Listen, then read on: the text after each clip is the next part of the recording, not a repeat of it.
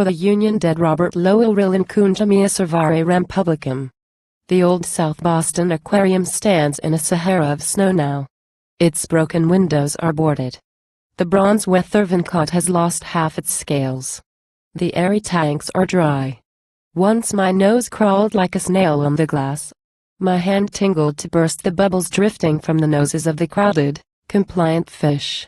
My hand draws back. I often sign still for the dark downward and vegetating kingdom of the fish and reptile.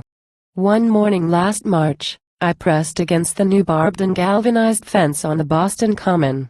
Behind their cage, yellow dinosaur steam shovels were grunting as they cropped up tons of mush and grass to gouge their underworld garage.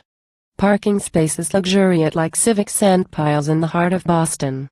A girdle of orange, Puritan pumpkin-colored girders braces the tingling State House, shaking over the excavations, as it faces Colonel Shaw and his bell-cheeked Negro infantry on St. Gaudens shaking Civil War relief, propped by a plank splint against the garage's earthquake.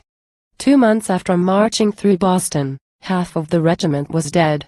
At the dedication, William James could almost hear the bronze Negroes breathe. Their monument sticks like a fishbone in the city's throat. Its colonel is lean as a compass needle. He has an angry rein-like vigilance, a greyhound's gentle tautness. He seems to wince at pleasure, and suffocate for privacy. He is out of bounds now. He rejoices in man's lovely, peculiar power to choose life and die when he leads his black soldiers to death. He cannot bend his back. On 1,000 small-town New England greens the old white churches hold their air of sparse, sincere rebellion.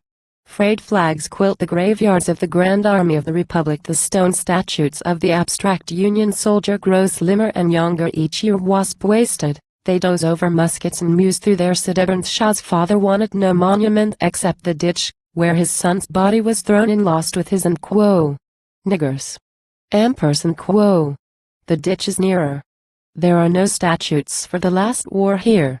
On Boylston Street, a commercial photograph shows Hiroshima boiling over a Mossler safe, the end quo. Rock of Ages and quo. That survived the blast.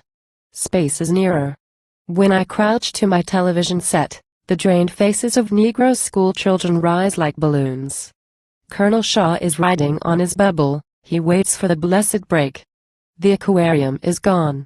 Everywhere, giant fine cars nose forward like fish. A savage servility slides by on grease. The ancient owl's nest must have burned. Hastily, all alone, a glistening armadillo left the scene, rose-flecked, head down, tail down, and then a baby rabbit jumped out, short-eared, to our surprise. So soft. A handful of intangible ash with fixed, ignited eyes. Too pretty, dreamlike mimicry. Oh, falling fire and piercing cry and panic, and a weak mailed fist clenched ignorant against the sky.